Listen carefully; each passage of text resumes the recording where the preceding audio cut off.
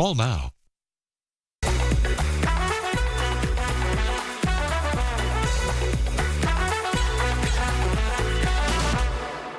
Good evening and welcome to the Chicago Report. I'm Anita Blanton in for Paris Schutz. He's off for the next few nights. So we have a lot to cover today. What a time in the world and in our nation and state to talk about different things that are going on. Coming up in the next half hour, we're going to hear from the Consul General of Israel to the Midwest on the escalating conflict in Iran.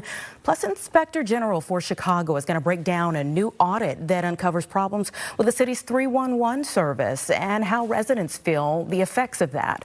But first, we're talking to an Illinois commission leader and a state lawmaker about a new report that could shape policy. In fact, let's get into it. Did you know that there is a state commission that works to advance equity for African Americans with lineage to the American slave trade? And now they've released a first of its kind report exposing the ongoing issues still affecting Illinoisans today.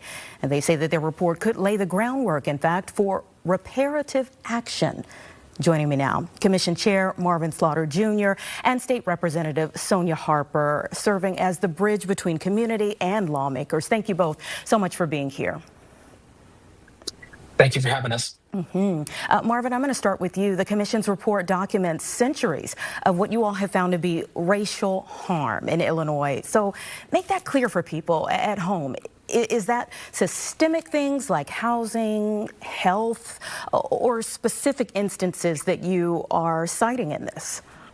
Yes, so, the report gives an overview and a synopsis of 9 total harm areas. And our findings are going to be the basis for the specific policies that the Commission will review and recommend to close gaps for Black Americans that descend from chattel slavery. And was there a specific event or a moment that prompted this report, or has this been a long-term effort building toward this release? Yeah. The report is a response to kind of an attack on the true history of America. It is said that history is written by the winners. Well, those who are beaten and punished for being able to read and write certainly couldn't be at the table to write those historical narratives. But that's not just the only point. The point is to show how the behaviors and the actions of the past still impact the present and will impact the future unless this state in this country is educated and willing to face the reality that while this is the greatest country in the world, we have significant room to improve. Well, while we talk about improvements, Representative Harper, let me bring you into this. How will the findings from this report translate into specific policy recommendations? Absolutely. So that's exactly where we are right now. We are in the recommendations phase, and this report is just part of that. The commission's job was to document the harm first. And since we know that responsible policymaking requires evidence before prescriptions, we know that this report will serve as a foundation. After recommendations are drafted, then after that, we expect bills to be introduced, right? And Illinoisans should expect proposals that address the very disparities that are highlighted in the report: significant gaps in income and wealth, barriers to home ownership, disproportionate incarceration and police violence, as well as deeply segregated schools and serious health inequities, et cetera. So if we're looking at concrete legislative proposals based on those things, is there something that you all have already discussed to say this is something we know already that we want to propose? And what would be the realistic time frame here for action in Springfield? Yes. So while we're not yet at a point to discuss full reparative measures due to the type of process that we have dedicated ourselves to, which kind of includes a broad community engagement of both Black Americans that descend from chattel slavery, the Black community in general, and all of the citizens of Illinois.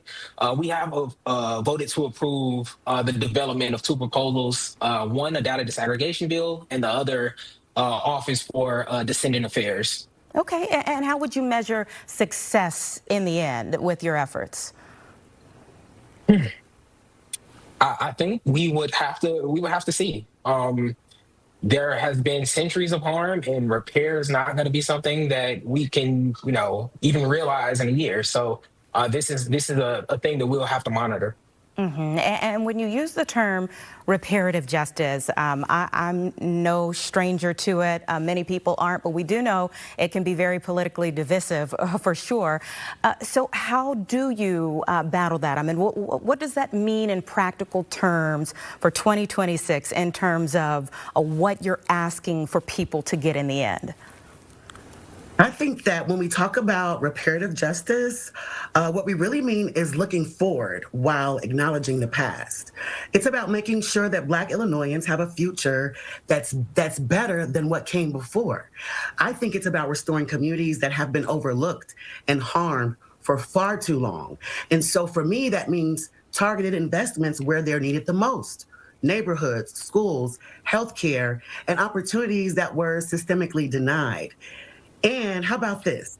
Ignoring these disparities will cost Illinois far more in the long run, will cost our state far more in the long run. That's the state. We know that there are few areas where an effort for reparations has actually worked. Evanston, though, became the first city in the country to fund housing reparations for Black residents. What lessons do you take from that effort into this statewide effort? Yes, we have learned a lot from the Evanston effort, explicitly focusing on tying harms to the groups that have experienced them. We've also learned that Americans believe that we should be focusing on a rising tide that lifts all boats, and that we should probably leave the issues of the past in the past. And in response to those Americans, we say that to lift all means to focus on the needs of the individuals.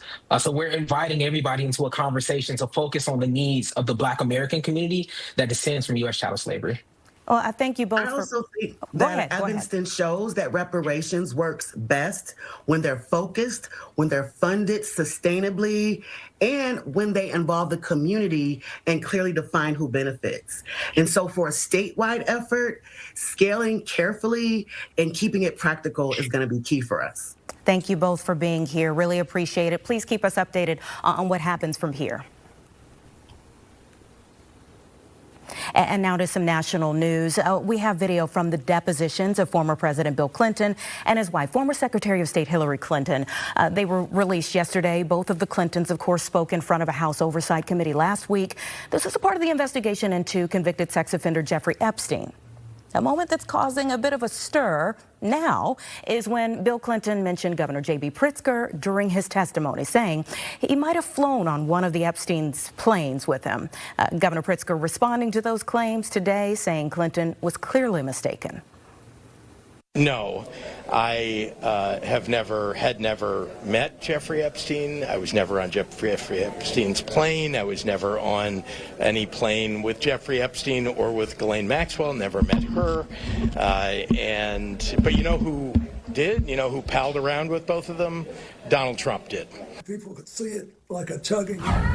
Well, Clinton's deputy chief of staff is walking back his claims. He says Clinton was referring to a trip with the Clinton Foundation that Pritzker joined in for in 2008. Now, the video that you're looking at here, of course, takes our conversation to Iran. And now the latest there in the conflict, American and Israeli forces are stepping up attacks in and around Tehran. Israeli officials say they targeted a meeting where an Iranian council was voting on the new supreme leader this morning. This afternoon, Trump administration officials held a press briefing where the White House shifted its message once again about what even prompted the attack. Monday, Secretary of State Marco Rubio implied that Israel dragged the U.S. into military action with Iran. But today, he clarified those remarks. And he made a decision to go. And he made a decision to go in a joint operation because it gave us the highest chance of success. And he made the decision to go first because he concluded that we were not going to get hit first. We were not going to absorb a blow from them. We were going to go first. He was not going to run the risk that they could attack us before we could hit them. Now, that's Marco Rubio. And when reporters asked the president if Israel, quote, forced his hand to attack Iran, Trump took credit for the strike. Based on the way the negotiation was going, I think they were going to attack first, and I didn't want that to happen. So if anything, I might have forced Israel's hand, but Israel was ready and we were ready, and we've had a very, very powerful impact because virtually everything they have has been knocked out now. Let's go ahead and bring in the Consul General of Israel to the Midwest, Elad Strohmeyer, to get his perspective on today's developments. Thank you so much for being here. Great to speak with you yet again. Good to be with you. Thank you. Let me first get your reaction to some of the back and forth as to whether Israel drug the U.S. into it or the U.S. Worked with Israel to make this happen. You know, I'm in diplomacy for almost 2 decades and in the Israel-U.S. relations business for almost 2 decades. And I must say that as someone who understands a little bit about our relationship, I'm very proud about the level of collaboration and cooperation between our two governments. This is a joint military operation to eliminate the #1 threat for Israel and for the United States, Iran, and to eliminate this threat once and for all. Iran chants death to America, death to Israel, and we're working together to make the world a better place. Oh, well, today the IDF confirmed a strike on Iran's leadership complex, killing officials who were actually in the process of selecting the next supreme leader. What's your reaction to that? I mean, this possibly could have been someone you all could work with in the future, no? I don't think this religious extremist in the meeting were anyone that we could work with in the future. Iran is an extremist. Iran has an extremist regime right now that threatens the world, that threatens the Middle East, and oppress their own people. And that needs to be changed. And we saw an opportunity. Iran was very, very close to a bomb. They were a few days from having nuclear capabilities. They were about to hide their nuclear program and their ballistic missile program underground, giving them immunity and becoming North Korea, and this needed to be stopped and eliminated, and this is why we acted when we acted. We're very successful. We took down their supreme leader on the first day and many of their leadership, and the message that we're sending is that nobody in this regime is safe, and we want to see change. Their program needs to be stopped. They need to stop oppressing the people. The people deserve better life. These poor people in Iran deserve better life as well. If they were just a few days away from nuclear capability again, going back to June, or just say summertime, when the last operation took place, the president said that their nuclear capability was obliterated. How did they get within days of having it again? So here's the difference. We took down their capabilities back in June. That is very true. But the regime stayed intact. The regime remained effective. And since June until now, they rebuilt their capabilities, both on the nuclear front, both on the ballistic missile front, also supporting their proxies. By the way, from the ceasefire that we have achieved, Iran gave Hezbollah $1.2 billion. They have continued doing all this since June. So the regime remained intact, and this is what enabled them to rebuild their program. Now we're determined to do it for the long run, that it's not going to be temporary, to make a change there, that they will no longer be able to threaten Israel, the United States, or the Middle East. We need to remember, they attack right now not only Israel, they attack Gulf countries and other moderate countries in the Middle East. This is foolish on Iran's side because that brings the entire Middle East together. And I want to say I'm hopeful that through that, if we're successful, and we will be successful because we're working together, we can see change in the Middle East. Yeah, you mentioned the regional aspect of this, and that was a part of it that I wanted to key in with you on. Is it true that Israel has called up nearly 100,000 reservists, and explain why ground troops were sent into Lebanon? So I don't want to comment about numbers and how many reservists have been called in Israel. But the reality in Lebanon is that Hezbollah was, I don't want to say on the fence, but they were conflicting should they join or shouldn't. But they are proxies of Iran. And even though that we harmed them very, very severely in the past 2 years, they're still intact. Lebanon knows that they need to do everything in their power to prevent Hezbollah from rearming and gaining strength and attacking Israel. Unfortunately, Lebanon is not doing so. So we need to take action to protect our borders. And that's what we're doing right now. We're determined to protect our people. We don't want to see a scenario that happened on October 7th when our people were infiltrated, butchered, raped, and kidnapped into Gaza. We don't want to see that scenario up in the northern Israel. So this is why we have troops in the ground, making sure Hezbollah cannot threaten Israel. The moment Lebanon will be effective and will stop Hezbollah, then there is no need for an Israeli presence there. And this is what I hope that we will see. But again, we need to look at the bigger picture. Iran is supporting that. Iran is arming Hezbollah and giving them money. And this is why we need to deal with the head of the snake and take down this horrendous regime, horrendous for Israel, horrendous for the United States, and horrendous for the Iranian people. Well, you mentioned, having a sense of deja vu for certain things that have taken place, October 7th of 2023 being one of them. This is the second day of the festive period in Israel, I know, which actually commemorates a plot to massacre Jews. Does that feel like deja vu with everything going on? Unfortunately, that's part of the Jewish history. We are always trying to be killed. People went against us. Anti-Semitism is the oldest hatred in the book, and we see that with the hatred that we're getting from extremist regime like Iran and terrorist organization like Hezbollah and Hamas. Unfortunately, sometimes it does feel like a deja vu, and we see that with Jewish persecution around history. But if there is one thing that we learned from the Purim story, and one thing that we learned from every occasion in history that Israel and the Jews were being prosecuted, is that we're strong, we're resilient, and we're always, always, always triumph. And the Israeli spirit and the Jewish spirit is very strong. I can tell you, I spoke with my family today. I speak with them every day. They live in the Tel Aviv area. They're in bomb shelters as we speak. They're worried, they're tired, but they're very, very, very proud of what we're achieving right now with the United States, our greatest ally and friend, because we're working to bring the change we want to see in the world, and that's the Israeli spirit, and that's the American spirit. Well, I certainly hope that your family will be okay in the midst of all of this. Prime Minister Netanyahu says that this won't be an endless war, but how can he be so certain right now? And how would Israel even measure success, a triumph, like you were saying? So, Prime Minister Netanyahu and President Trump, by the way, said, we want to end wars. We don't want to see endless wars. I full-heartedly agree with that one. And I believe that the best way to do so is to finish the job, not to leave it half done. And the way to do that is to eliminate their nuclear program, not to take it back several months or several years, but to eliminate it, to eliminate their ballistic missiles program, to stop them supporting their terrorist proxy organization like they did with Hezbollah, and hopefully create the conditions that this regime will fall and the people in Iran can go to the street and bring about a good new government that will control over them for their benefit. We have been witnessing for the past several months that 30,000 Iranians, at least that's the number we know, maybe even more, were butchered by this regime. We have seen footage coming out of Iran of people cheering when they learned that the supreme leader was killed. So we need to finish the job, make sure Iran cannot threaten Israel, the United States, the Middle East, and the world, and then we can end this war. And I also believe that we can bring change and peace to the Middle East. Well, thank you so much for your time, and we're all watching and hoping for peace in the end. Amen. Thank you very much. All right, take care. After the break, everyone, we look at the new Inspector General report exposing problems with the city service hotline.